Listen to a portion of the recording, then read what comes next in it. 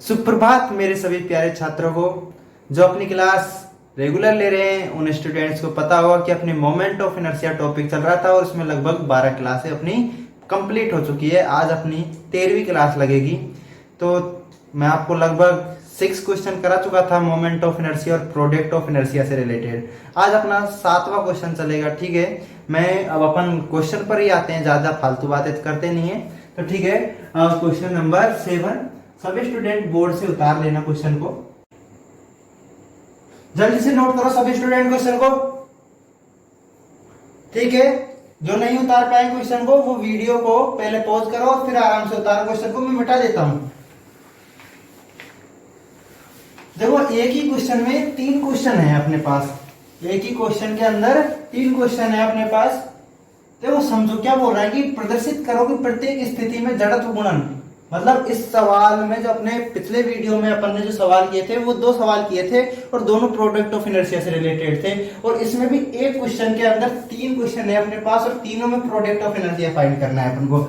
इसमें क्या फाइंड करना है आपको? Product of inertia. और फाइंड भी क्या करना है पर प्रोडक्ट ऑफ इनर्शिया को शून्य प्रूफ करना है। क्या प्रूफ करना है? शून्य, मतलब 0 प्रूफ करना है। तो पहले किसका पहला क्वेश्चन क्या हो रहा है? वृत्ताकार तार का इसके 2 लंबवत व्यास के सापेक्ष। मतलब कोई वृत्ताकार तार है, मतलब एक कोई सर्कुलर वायर है। कैसा वायर है?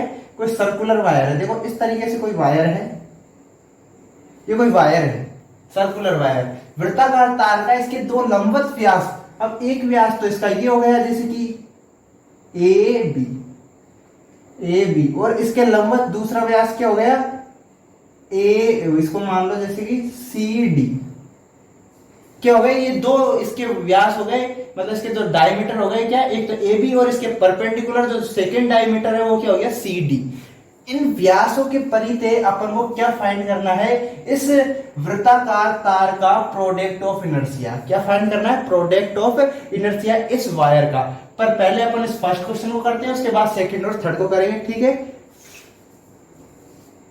सेकेंड क्वेश्चन को भी पढ़ लेते हैं। चलो पहले वृत्ताकार चकती, इसमें डिस्क की बात कर रहा है। डिस्क बोले तो आप अपने घरों में आपने 1 रुपए 2 रुपए का सिक्का देखा होगा, वो एक डिस्क की आकृति होती है। ठीक है, ये डिस्क का आपको प्रोडक्ट ऑफ इनर्शिया याद करना है। इसमें एक इलिप्सिस का प्रोडक्ट ऑफ इनर्शिया फाइंड करना है दीर्घ अक्ष और लघु अक्ष के सापेक्ष। किसके सापेक्ष? दीर्घ अक्ष और लघु अक्ष के सापेक्ष। और जो डिस्क है उसका केंद्र से गुजरने वाली वाई एक्सिस, 2 लंबवत एक्सिस कौन सी होती है? एक्स और वाई एक्सिस, उनके सापेक्ष आपको प्रोडक्ट ऑफ इनर्शिया फाइंड करना है। ठीक है, क्वेश्चन को मिटा देता हूं मैं, फिर अपन क्वेश्चन करते हैं। फर्स्ट क्वेश्चन करेंगे पहले।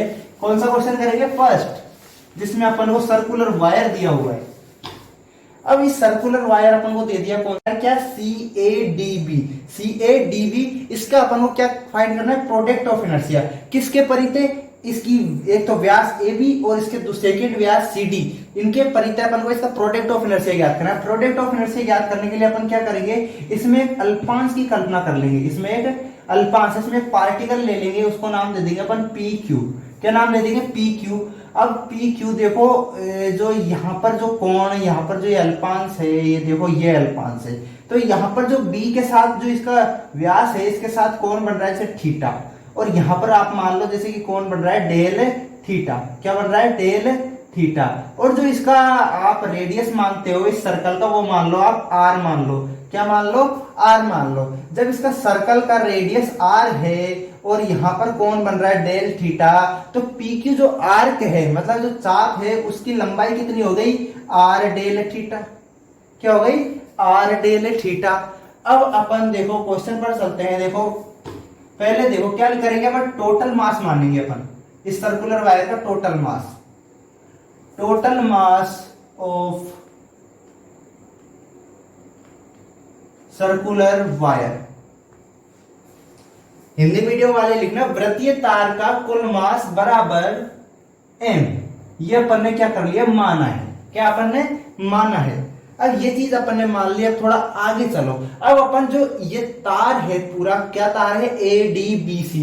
जो ADBC ये पूरा सर्कुलर वायर है, इसकी इकाई लेंथ, इसकी यूनिट लेंथ है, उस यूनिट लेंथ का अपन मास फाइंड करेंगे। कैसे फाइंड करेंगे? देखो, मास ऑफ यूनिट लेंथ, इकाई लेंथ का मास क्या होगा? मास कुल लंबाई कितनी है इसकी, जब इसकी वृत्त है, जो ये वृत्त बन रहा है ए डी बी सी, इसका रेडियस अपन ने क्या मानी है आर, तो इसकी पूरे वृत्त की परिधि क्या होगी 2 पाई आर, वहीं इस तार की क्या होगी लेंथ, तो अपन इसमें 2 पाई आर का भाग लगा देंगे।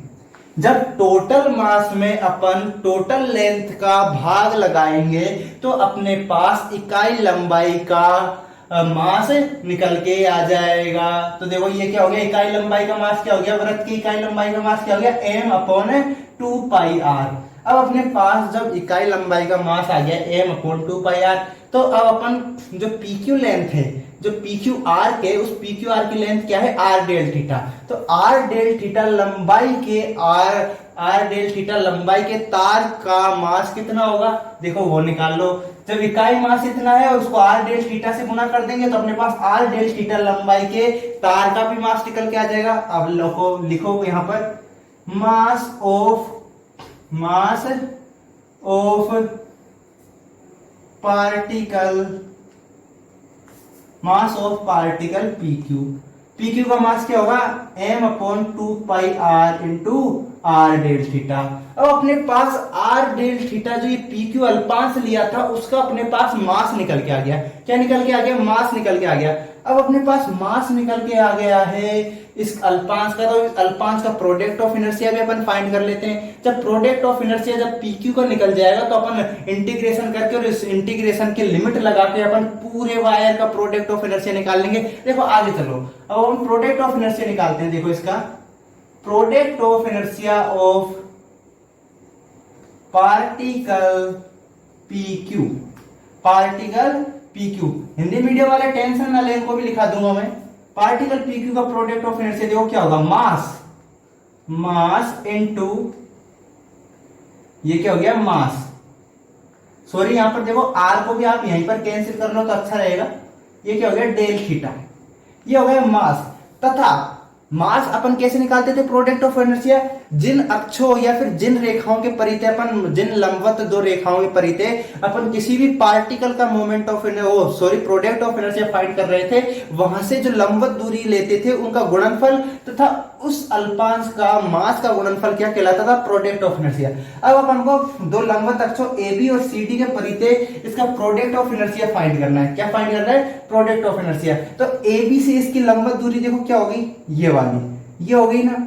अब आप एक ट्राइंगल पर विचार करो जहां पर ये देखो P, ये जैसे O पॉइंट है, PO यहां पर M नाम दो, POM ट्राइंगल पर विचार करोगे तो आपके पास PM है जो लंबवत दूरी है वो क्या निकल के आ जाएगी, R sin थीटा, क्योंकि यहाँ पर कौन थीटा है और जो रेडियस है वो क्या है, R है। तो देखो यहाँ पर अपन मल्टीप्लाई कर देंगे R sin थीटा को।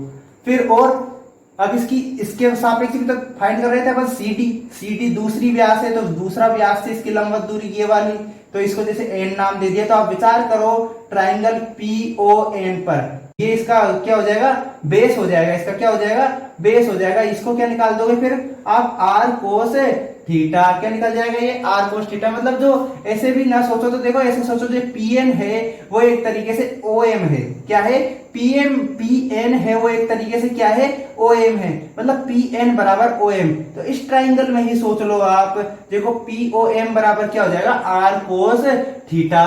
तो यहाँ पर मल्टीप्लाई कर दो R cos थीटा, क्या आ गया, R cos थीटा। तो इधर देखो ये क्या हो गया, M मास तथा लंबवत दूरियों का गुणनफल, यही होता था ना प्रोडक्ट ऑफ इनर्शिया। इधर थोड़ा सा लाइन में थोड़ा सा चेंज कर लो, product of inertia particle PQ about diameters AB and CD और बराबर करके ये वाली लाइन उतार दो। हिंदी मीडियम वाले पहली लाइन लिख ली होगी उन्होंने हिंदी में, सेकेंड लाइन लिखना इकाई लंबाई का द्रव्यमान, दूसरी लाइन लिखो अल्पांश PQ का द्रव्यमान बराबर ये अल्पांश PQ का जड़त्व गुणन व्यास AB तथा CD के परिते बराबर ये होगा। अब अपन इसका क्या करते हैं, अपने पास PQ जो अल्पांश है उसका प्रोडक्ट ऑफ इनर्शिया अपने पास आ गया है। अब अपन इस पूरे वायर का प्रोडक्ट ऑफ इनर्शिया निकालते हैं। वो कैसे निकालेंगे, पहले इंटीग्रेशन करेंगे और इंटीग्रेशन की लिमिट लगाएंगे। अब देखो यहाँ पर वेरिएबल ओनली फॉर एक है, क्या है, डेल थीटा।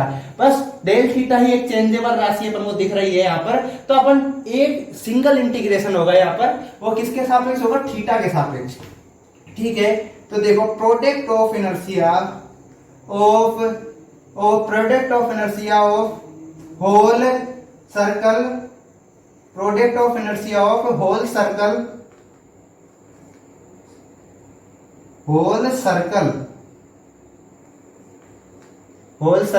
ADBC।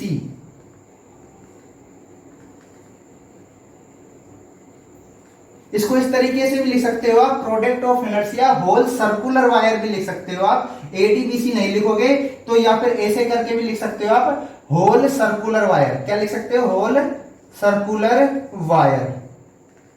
तो हिंदी मीडियम वाले इसको लिख लेना, वृत्त ADBC का, संपूर्ण वृत्त ADBC का जड़त्व गुणन, या फिर लिखो संपूर्ण वृत्तीय तार का जड़त्व गुणन बराबर देखो क्या होगा, देखो m/2 को आप अभी तो अंदर ही रख लो, चलो ऐसा करो, m/2। अब देखो जो लिमिट की बात देखो, पहले अपन इसको रख लो, r हुआ तो r², और अंदर क्या आ गया, साइन थीटा कोस थीटा। क्या आ गया, साइन थीटा कोस थीटा, और क्या बच गया इसमें, डी थीटा। क्या बच गया, डी थीटा। ठीक है, ये अपने पास राशि रख दी अपन ने। ये डेल थीटा जब इंटीग्रेशन में रखेंगे तो डी थीटा हो जाएगा। अब देखो जब ये जो पार्टिकल PQ अपन ने इस जगह पर लिया, यदि अपन इसको इस जगह पर लेंगे तो थीटा क्या होगा, 0 डिग्री। यदि इसी अल्पांश को अपन घुमा के इसी अल्पांश को इस जगह पर ले लेंगे तो जो लिमिट होगी वो कहां गई, मतलब जो थीटा कौन बनेगा, वो क्या बनेगा, 2π। तो लिमिट कहां से कहां तक होगी, 0 to 2π। वैसे लिमिट रखना तो आप फर्स्ट ईयर में ही सीख गए होंगे। ठीक है, अब अपन में इस क्वेश्चन में कोई भी ज्यादा बड़ी बात नहीं रही है, मात्र कैलकुलेशन की बात है इस क्वेश्चन में, बस इसका कैलकुलेशन करिए।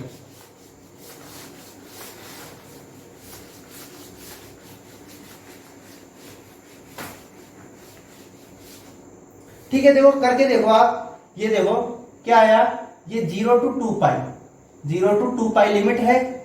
m/2π को आप निकाल लो बाहर, कहा निकाल लो, बाहर, और r² को भी बाहर निकाल लो, r² को भी बाहर निकाल लो, क्योंकि r² का भी इंटीग्रेशन नहीं होगा, एक कांस्टेंट राशि है r।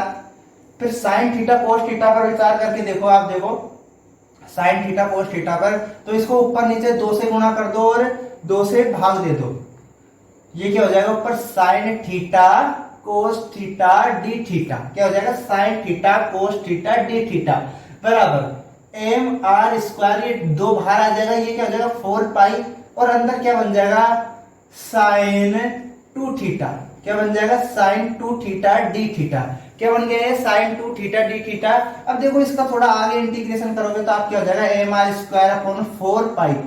साइन 2 थीटा का इंटीग्रेशन क्या होता है, इंटीग्रेशन कर दो आप, क्या होता है, कोस minus cos 2 theta cos 2 theta upon 2। ये क्या हो जाएगा, 0 to 2π। अब देखो थोड़ा आगे और चलो, mr² अपॉन, इसको बाहर ले लो, 8π हो जाएगा, ये 8π माइनस कोस 2π। लिमिट रखो आप, क्या जाएगा 4π, और थोड़ा लिमिट रख दो इसमें, देखो क्या होता है, इधर माइनस आता है तो प्लस हो जाएगा। ये 0 वाले लिमिट रखोगे तो क्या हो जाएगा, कोस 0। ये अपने पास लिमिट रखने पर ये कंडीशन बनती है। अब मैं इसको भी मिटा देता हूं, देखो कोस 4π का मान कितना आ जाएगा अपने पास, mr²/8π। इसका मान आ जाएगा, ये -1 हो जाएगा और ये हो जाएगा +1। तो ये क्या हो जाएगा, -1 +1 दोनों क्या हो जाएंगे, 0, और इसको मल्टीप्लाई करेंगे तो 0। ये अपने पास क्या आ गया, प्रोडक्ट ऑफ इनर्शिया 0 आ गया अपने पास। ठीक है, मैं मिटा देता हूं इस क्वेश्चन को। वापस सेकेंड क्वेश्चन पर चलेंगे। किस पर चलेंगे, सेकेंड क्वेश्चन पर। देखो सेकेंड जो क्वेश्चन था वो एक डिस्क का प्रोडक्ट ऑफ इनर्शिया पूछ रहा था। किसका, एक डिस्क का। अब डिस्क के बारे में सोचो तो डिस्क आप एक सिक्के पर विचार कर सकते हो, जो आपने घरों में देखा होगा, 1 रुपए का, 2 रुपए का या 5 रुपए का कोई भी सिक्का हो, वो एक डिस्क की होती है। किसकी आकृति होती है? डिस्क की। तो इसका अपन को क्या, दो परपेंडिकुलर एक्सिस जो इसके सेंटर से जाती हो, उसके सापेक्ष इसका प्रोडक्ट ऑफ इनर्शिया अपन को फाइंड करना था। क्या फाइंड करना था? Product of inertia. अब जैसे इसको y एक्सिस मान लो, इसको x मान लो, चाहे इसको y मान लो, चाहे इसको z मान लो, अपन को तो दो परपेंडिकुलर क्या लेनी है? एक्सिस लेनी है, और उसके सापेक्ष क्या फाइंड करना है अपन को? प्रोडक्ट ऑफ इनर्शिया फाइंड करना है। अब देखो कैसे करेंगे, बिल्कुल सेम वही प्रोसेस। एक क्या लेंगे? एक अल्पांश ले लेंगे अपन। क्या ले लेंगे? अल्पांश ले लेंगे। इस अल्पांश का देखो यहां से कनेक्ट कर दो इसको। यहां पर जो अल्पांश लिया है अपन ने, क्या लिया है? P Q R S. अब समझ गए होंगे यहां पर अल्पांश बीच में क्यों लिया, कि सिक्का है जो पूरी तरीके से बीच में से भरा हुआ होता है, तो इसमें पार्टिकल बीच में ही माना जाएगा। और जो वो था वायर, वो तो बीच में से पोला होता है, उसमें तो आर पार आप देख सकते हो। ठीक है, तो अपन ने अल्पांश ले लिया क्या? पी क्यू आर एस, और ये ओ हो गया, ये क्या इसको मान लो आप थीटा, ये डेल थीटा, ये क्या हो गया? Del theta. जो ये डिस्क है, इसका रेडियस अपन ने मान लिया जैसे कि ए। क्या मान लिया अपन ने? रेडियस ए मान लिया। क्या मान लिया? ए। और जो ओ से लेकर पी तक का जो डिस्टेंस है, ओ से लेकर पी तक का जो डिस्टेंस है, वो अपन ने मान लिया क्या? आर। क्या मान लिया? आर। और पी क्यू क्या मान लिया अपन ने? Del R. क्या मान लिया? Del are.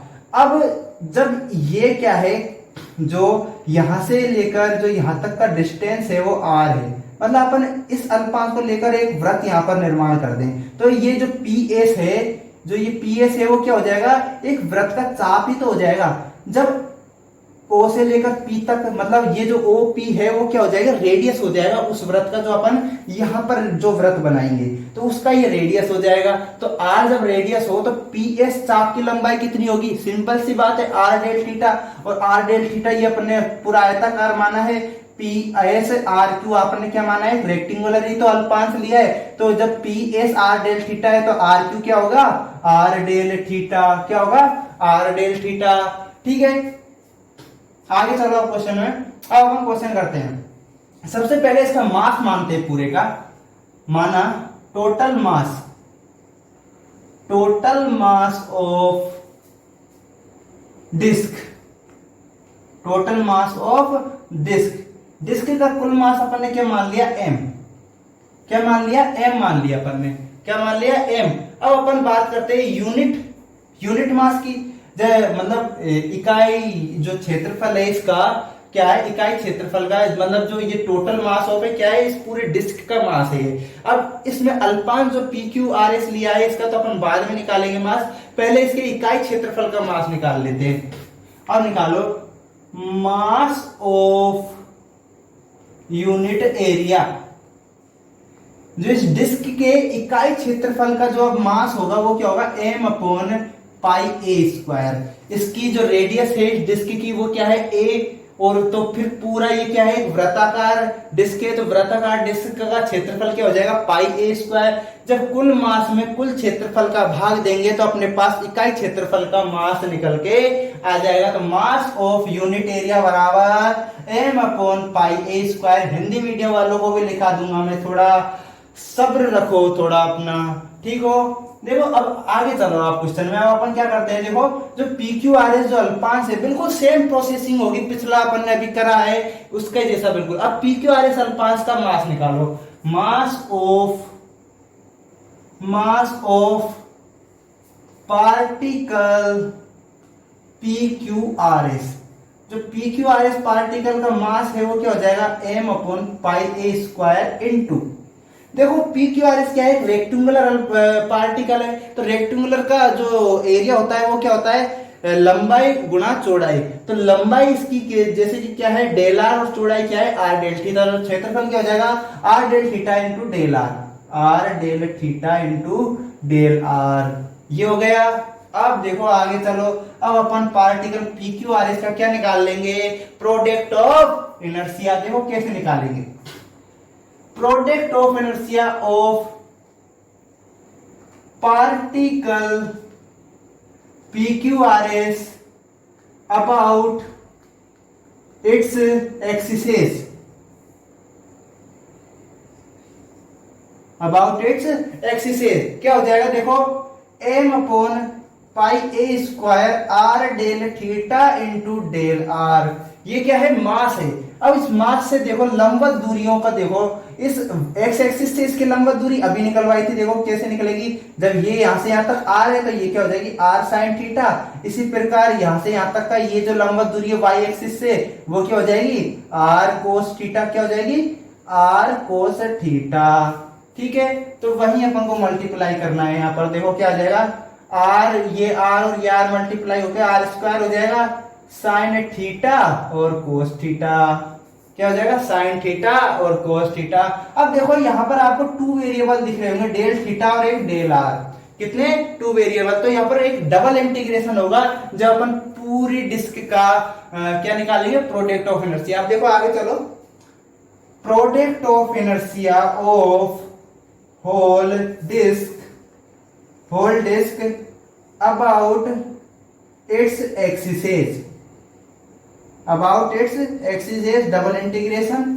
देखो पहले अपन जो चीजें हैं वो रख लेते हैं, एम अपॉन पाई ए square R del theta into del R, R del theta, जो ये आर अंदर गुना होगा तो ये क्या हो जाएगा आर क्यूब, क्या हो जाएगा आर क्यूब साइन, इसको पहले लिख लो आप, ऐसा करो साइन थीटा कोस थीटा को, साइन थीटा कोस थीटा, और डेल थीटा डेल आर जब इंटीग्रेशन लगेगा तो डी थीटा डी आर में चेंज हो जाएंगे। ठीक है, अब अपने पास ये आ गया। अब जो हिंदी मीडियम वाले हैं वो जल्दी जल्दी लिखना, देखो डिस्क का कुल द्रव्यमान जो चकती है उसका कुल द्रव्यमान बराबर ये, फिर लिखना इकाई क्षेत्रफल का द्रव्यमान बराबर एम अपॉन पाई ए स्क्वायर, फिर लिखना अल्पांश पी क्यू आर एस का द्रव्यमान बराबर एम अपॉन पाई ए square into R del theta del R. अब लिखिएगा वो क्या लिखिएगा, देखो अल्पांश पी क्यू आर एस का इसके अक्षों के परिते जड़त्व गुणन बराबर ये। अब लिखना संपूर्ण डिस्क का इसके अक्षों के परिते जड़त्व गुणन बराबर ये। अब देखो अपन लिमिट की बात कर लेते हैं, लिमिट पहले किसकी लगाएंगे डेल आर की, डी आर की सॉरी, जब आर है, जो आर है अपन ने ओरिजिन जो ओ पॉइंट है इस पर ले लिया तो अपने पास आर क्या रहेगा बराबर जीरो। यदि अल्पांश अपन ने इस जगह पर मान लिया, जब आर क्या हो जाएगा जीरो, और यदि आर है जो इस जगह पर ले लिया तो इसका रेडियस कितना है एक, तो आर किसके बराबर हो जाएगा एक है, तो मतलब जो आर की लिमिट आएगी वो क्या आएगी जीरो टू ए। ठीक है, अब थोड़ा आगे चलो, अगर अल्पांश इस कोने में ले लिया अपन ने, इस कोने में यदि अल्पांश ले लिया तो जो थीटा कोण है ये वाला, ये कितना होगा 0 डिग्री, और यदि यही थीटा यदि अपन ने घुमाकर इस तरीके से अल्पांश ले लिया इस जगह पर तो अपने पास थीटा क्या हो जाएगा 2 पाई, क्या हो जाएगा 2 पाई। तो लिमिट कहां से कहां तक गई 0 to 2 पाई, 0 से 2 पाई। ठीक है, आपको समझ आ गया हो गया। अब बस कुछ नहीं है क्वेश्चन में, अब नॉर्मल इंटीग्रेशन नॉर्मल कैलकुलेशन रह गई है क्वेश्चन में, देखो वो भी करा दूंगा मैं आपको। वैसे कैलकुलेशन तो आप लोगों को कर लेनी चाहिए पर मैं करा देता हूं आपको। ठीक है, देखो समझिएगा सभी स्टूडेंट, देखो पहले आर का इंटीग्रेशन कर लेते हैं, आर क्यूब का। देखो इसको बाहर ले लो, M upon pi A square 0 to 2 पाई, और अपन ने आर क्यूब का इंटीग्रेशन कर दिया R4 अपॉन 4 और 0 to a लिमिट लग गई, और ये sine theta cos theta D theta, R के सापेक्ष तो वही क्या है इंटीग्रेशन। देखो ये क्या आ जाएगा, देखो इंटीग्रेशन करने, देखो एम पाई ए स्क्वायर। अब देखो आप इसमें ए रखोगे तो क्या आ जाएगा A4, क्या आ जाएगा A4 अपॉन 4, और 0 रखोगे तो कोई वही नहीं है, 0 to 2 पाई। ये क्या है अंदर sign theta cos theta D theta. देखो अब थोड़ा सोचो, देखो इस ए से ये वाला 4 गया कैंसिल हो गया ना, ऊपर क्या बच गया ए स्क्वायर, एम ए स्क्वायर। देखो इसको नीचे कैंसिल कर देता हूं मैं, देखो क्या आ गया एम ए स्क्वायर बराबर एम ए स्क्वायर अपॉन क्या आ गया, नीचे क्या आ गया 4 पाई, क्या आ गया 4 पाई। इधर सोचो ऊपर नीचे यदि आपने 2 से गुणा कर लिया, 2 से भाग दे दिया, तो 2 को बाहर निकालो तो ये 4 दूनी 8 हो जाएगा, क्या हो जाएगा 8 हो जाएगा, ठीक है। और ये 2 साइन थीटा कोस थीटा क्या बन जाएगा साइन 2 थीटा, 0 से 2 पाई लिमिट आ गई और डी थीटा। देखो पिछले क्वेश्चन में भी यही कंडीशन आई थी इंटीग्रेशन की, 0 से 2 पाई इंटीग्रेशन था और साइन 2 थीटा अंदर था और डी थीटा, जिसका इंटीग्रेशन अपन ने किया था तो क्या आया था 0, तो इसका इंटीग्रेशन भी वही आएगा 0। तो ये क्वेश्चन भी अपना हो गया। इसमें भी अपन ने प्रोडक्ट ऑफ इनर्शिया इसको प्रूफ कर दिया, क्या प्रूफ कर दिया 0 प्रूफ कर दिया, ठीक है। अपन इसके थर्ड क्वेश्चन पे चल रहे हैं। जिनको भी क्वेश्चन समझ नहीं आ रहा है वो क्या है कि वीडियो को थोड़ा रिवर्स करके देख ले बार बार, और नहीं समझ आ रहा है ज्यादा ही बिल्कुल ही तो कमेंट में लिख दो, मैं नेक्स्ट वीडियो में आपका डाउट क्लियर कर दूंगा। और जिनको बिल्कुल ही पता नहीं चल रहा कि ये क्या moment of inertia product of inertia कर रहे हैं, तो वो प्लीज पिछले वीडियोस देखें, जिनका लिंक आपको डिस्क्रिप्शन में मिल जाएगा, फिर वहां से पहले उनको पढ़ें, उसके बाद यहां पर आकर पढ़ाई करें, ठीक है। क्योंकि क्लासें कितनी हो चुकी है 12 क्लास हो चुकी है और ये तो 13वीं क्लास है अपनी, तो ठीक है। अब अपना थर्ड क्वेश्चन क्या था, थर्ड क्वेश्चन में अपन को एक इलिप्सिस दिया था, क्या दिया था इलिप्सिस। इस तरीके से होता है इलिप्सिस, थोड़ा ढंग से बना लेता हूं चित्र। कैसा होता है इलिप्सिस, इस तरीके से इलिप्सिस होता है, इस तरीके से इलिप्सिस होता है ना। अब इसका अपन को इसके अक्ष दिग्रक्ष और लघु अक्ष के, इसके दिग्रक्ष और लघु अक्ष के परिते प्रोडक्ट ऑफ इनर्शिया फाइंड करना था। अब इसका देखो ये हो गया लघु अक्ष और ये हो गया दिग्रक्ष, क्या हो गया ये तो लघु अक्ष हो गया, ये इसका दिग्रक्ष हो गया। अब देखो जैसे कि ये इसकी एक्स एक्सिस है, एक्स एक्सिस, ये एक्स डैश हो गया, ये क्या हो गया वाई डैश, ऊपर वाई, क्या हो गया ऊपर वाई। अब आप जानते हो इसके खंड क्या होते हैं, जो इक्वेशन होता है एक इलिप्सिस का वो क्या होता है x square a square plus y square upon b square बराबर 1, यही होता है ना। अतः ये ए और बी नीचे दिए होते हैं, वो एक्स अक्ष तथा वाई अक्ष के साथ क्या होते हैं खंड होते हैं। तो यहां से यहां तक की जो दूरी होती है वो क्या होती है ए, तो यहाँ पर क्या होगी यहां से यहां तक की पूरी डिस्टेंस है वो ए होगी, मतलब एक्स एक्सिस पर यहाँ पर जो वो होगा वो क्या होगा A0 कोऑर्डिनेट, क्या होगा A0 कोऑर्डिनेट, और यहाँ पर जो कोऑर्डिनेट होगा वो -A0 होगा, क्या होगा -A0। इसी प्रकार यहाँ पर होगा 0 -B, इसी प्रकार इस जगह पर जो कोऑर्डिनेट आएगा वो आएगा B0B, ठीक है। अब अपन क्वेश्चन करते हैं, देखो क्वेश्चन करो आप, तो आप और बातों से क्या लो, क्वेश्चन कैसे करते हैं देखो, अल्पांश लो पहले, क्या लिया अल्पांश, क्या ले लिया अल्पांश ले लिया अपन ने। अब अल्पांश ले लिया तो देखो थोड़ा सोचो, अल्पांश को क्या नाम दे दिया अपन ने PQRS। अल्पांश कैसा लिया है अपन ने, कैसा लिया है रेक्टेंगुलर आयताकार अल्पांश लिया है। तो देखो इस आयताकार, अब अपन को प्रोडक्ट ऑफ इनर्शिया फाइंड करना है, किसके परिते, इसकी दिग्रक्ष मेजर और माइनस एक्सिस के अबाउट अपन को इसका प्रोडक्ट ऑफ इनर्शिया फाइंड करना है। तो देखो प्रोडक्ट ऑफ इनर्शिया फाइंड करना है जब इसकी मेजर और माइनर एक्सिस, तो मेजर और माइनस एक्सिस से इसकी परपेंडिकुलर जो लेंथ है वो भी अपन को पता होनी चाहिए, तो पता कर लेते हैं, नहीं पता है तो मान लेते हैं, ठीक है। तो ये इसकी जो क्या हो गई इसकी मेजर एक्सिस, तो मेजर एक्सिस से इसकी जो डिस्टेंस है वो अपन ने मान ली y, क्या मान ली y, और जो माइनर एक्सिस से इसकी जो परपेंडिकुलर जो लेंथ है वो अपन ने मान ली क्या x, क्या मान ली x। अब PQ है, इसको जो डिस्टेंस है जो अपन ने क्या मान ली, अपन ने डेल x, क्या मान ली डेल x, डेल x। इसी प्रकार जो QR जो डिस्टेंस है वो अपन ने मान ली डेल y, क्या मान ली डेल y, ठीक है। अब अपन क्वेश्चन पर आते हैं, देखो टोटल मास ऑफ इलिप्सिस, बिल्कुल same process, total mass of ellipsis, Hindi medium वाले लिखिए इलिप्सिस का कुल द्रव्यमान। देखो क्या होगा m, वो अपन ने क्या किया लेट, माना है ये चीज, अपन ने क्या किया मानी है। अब देखो इकाई क्षेत्रफल का mass of unit area m upon pi AB। सभी को पता है कि जो दीर्घवृत्त होता है, जो इलिप्सिस होता है, उसका जो क्षेत्रफल होता है वो क्या होता है पाई AB होता है। जब अपन कुल मास में कुल क्षेत्रफल का भाग दे देंगे तो अपने पास क्या आ जाएगा, इकाई क्षेत्रफल का इकाई क्षेत्रफल का क्या आ जाएगा, मास आ जाएगा। अब अपने पास इकाई क्षेत्रफल का मास आ गया है, तो PQRS जो जिसका PQRS जो पार्टिकल माना है, इसके क्षेत्रफल का मास भी निकाल लेते हैं। तो निकालो अब मास ऑफ पार्टिकल PQRS क्या होगा, PQRS का मास m अपॉन पाई ए बी। ये क्या है, रेक्टेंगुलर, तो रेक्टेंगुलर का क्षेत्रफल होता है लंबाई गुना चौड़ाई, तो इसकी लंबाई डेल एक्स, चौड़ाई डेल वाई, तो ये क्या हो जाएगा del X into del Y.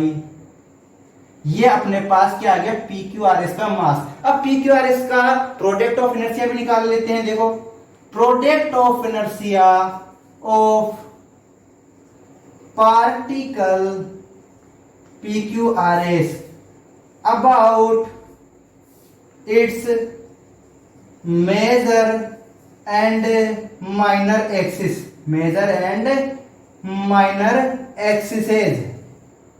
ठीक है।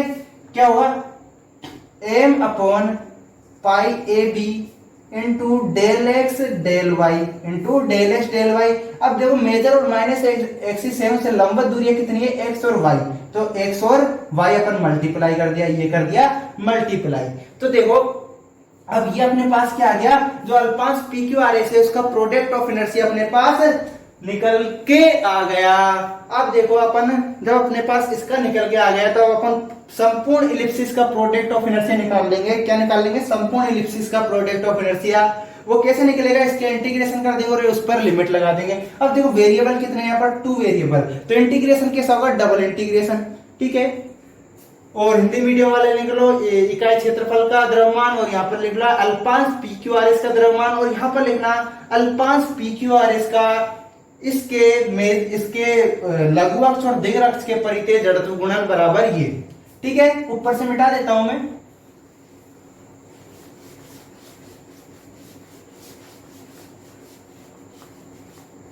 देखो यहां पर लिखना product of inertia of whole ellipsis about its major and minor axes, ठीक है। क्या होगा, देखो डबल इंटीग्रेशन, पहले पूरे को उतार लो, m अपॉन पाई ए बी, और क्या है गुना में del X del Y, del X del Y तो डी एक्स डी वाई में चेंज हो जाएंगे। पहले एक्स वाई लिख लो आप, X Y D X D Y, ठीक है। लिमिट रखो, आप किसकी लिमिट रखोगे, आप पहले y की लिमिट रखो। तो जैसे कि अल्पांश अपने पास इस जगह पर है, क्या है, इस सीमा पर है, तो y का मान क्या होगा, क्या होगा y का मान, देखो नीचे से मिटा देता हूं मैं आपको समझाने के लिए। देखो क्या होगा y का मान, x square plus y square, x square upon a square plus y square upon b square, यही इक्वेशन था ना अपने पास एलिप्सिस का।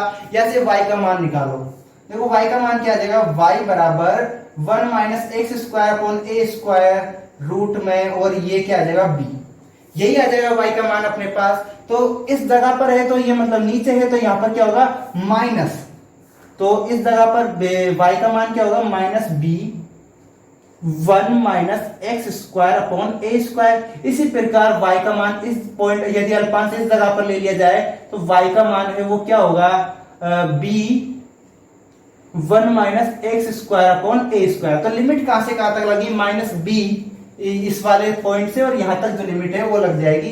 देखो क्या होगी वो limit, minus b 1 minus x square upon a square, और ये b 1 minus x square upon a square.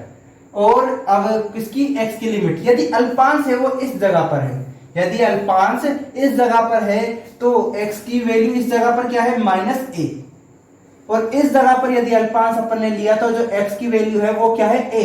तो लिमिट कहां से कहां तक हो जाएगी, minus a to a, minus a to a, ये अपने पास लिमिट आ गई।